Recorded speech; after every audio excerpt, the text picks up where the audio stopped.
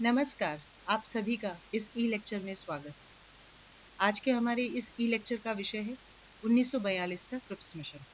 जैसा कि मैं इससे पहले वाले वीडियो में बता चुकी हूँ कि 22 मार्च 1942 को सर स्टेफर्ड क्रिप्स को ब्रिटिश सरकार ने भारत की राजनीतिक समस्या का हल करने और युद्ध में भारतीयों के सहयोग को प्राप्त करने के लिए भेजा था। भारतीय इस बात से नाराज थे कि दूसरे महायुद्ध में भारत के वायसरॉय ने बिना भारतीय नेताओं से बात किए भारत को युद्ध में शामिल कर लिया था और इसी का विरोध करने के लिए कांग्रेसी मंत्रिमंडलों ने त्याग पत्र दे दिया था। ऐसी परिस्थिति में मुस्लिम लीग ने परिस्थितियों का लाभ उठाने के उद्देश्य से कांग्रेस का साथ न देके ब्रिटिश सरकार का साथ देने का निर्णय किया और उन्होंने आगे चल के पाकिस्तान का प्रस्ताव भी रखा, जो जिसका उद्देश्य था कि एक नए देश का निर्माण किया जाए मुसलमानों के लिए।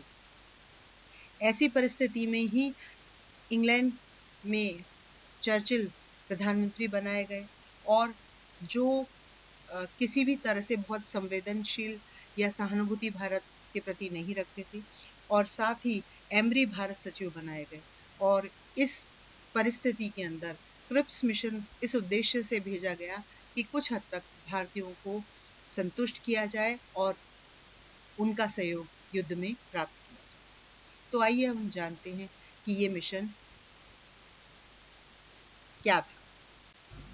क्रिप्स मिशन भारत में भेजने के कारणों में सबसे महत्वपूर्ण कारण मैंने आपको के बारे में आपसे चर्चा पूर्व में की और मैंने बताया कि किस प्रकार से भारत के वायसरॉय के द्वारा एक तरफा घोषणा से युद्ध में भारत को शामिल करने का निर्णय किया गया।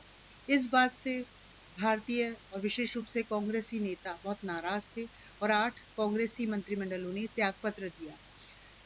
इसके अलावा कई ऐसे कारण थे जिनकी वजह से भी क्रिप्स मिशन भारत में भेजा गया, जिसमें पहला कारण था महात्मा गांधी का व्यक्तिगत सत्याग्रह, जो 1940 में प्रारंभ हुआ और इसका उद्देश्य था ब्रिटिश सरकार को सहायता देने से इनकार करना। उनका यानी महात्मा गांधी का भारत देश की जनता पर बहुत विशेष असर था और ब्रिटिश सरकार नहीं चाहते थे कि महात्मा गांधी के इस व्यक्तिगत सत्याग्रह के द्वारा भारतीय जनता ब्रिटिश सरकार की खिलाफत में आगे बढ़े और इसीलिए उनके ऊपर एक मानसिक दबाव इस व्यक्तिगत सत्याग्रह की वजह से हो गया। इसके अलावा जो दूसरा दबाव था वो राष्ट्रपति रूजवेल्ट का दबाव था। चर्चिल ने सितंबर 1941 में अटलांटिक चार्टर भारत में लागू करने से इनकार कर दिया था, जिसमें युद्ध के बाद प्रत्येक राष्ट्र को आत्मनिर्णय का अधिकार होगा और इससे भारत के पास आत्मनिर्णय का अधिकार नहीं रह गया था। इस कारण रूजवेल्ट ने ब्रिटेन पर इस चार्टर को अपनाने के लिए दबाव बनाया और इस प्रकार से भी ये भी एक कारण था जिसकी वजह से ब्रिटिश सरकार को ये महसूस हुआ कि उन्हें भारतीय जनता को संतुष्ट करने के लिए किसी मिशन को भेजने की आवश्यकता है। इन दबावों के अतिरिक्त राष्ट्रपति चांग काई शेक का दबाव भी एक महत्वपूर्ण कारण था ब्रिटिश सरकार के लिए। इस कारण उन्होंने क्रिप्स मिशन भारत में भेजा। फरवरी 1942 में चीन के राष्ट्रपति मार्शल चांग काई शेक भारत आए और उन्होंने गांधी से मुलाकात की।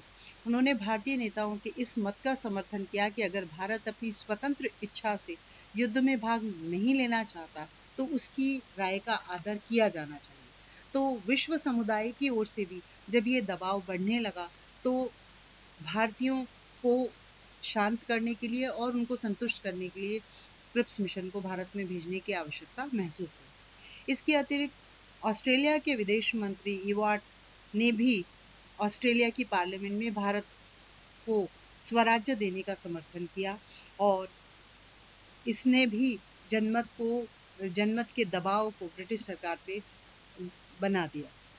साथ ही जापान का जो तात्कालिक खतरा था, जापान ने युद्ध में ब्रिटेन के खिलाफ लड़ाई की और सिंगापुर, मलाया, इंडोनेशिया फतेह कर, अंडमान निकोबार फतेह कर 8 मार्च 1942 को वो रंगून तक पहुंच गए। इससे ब्रिटिश सरकार बहुत अधिक घबरा गई। ब्रिटिश सरकार को लगा कि अगर जापान भारत के इतने निकट खड़ा है और अगर भारत की रक्षा करने के लिए वहां उपस्थित राजनीतिक गतिरोध खत्म नहीं हुआ तो आने वाले समय में बहुत समस्या पैदा हो सकती है। और इसीलिए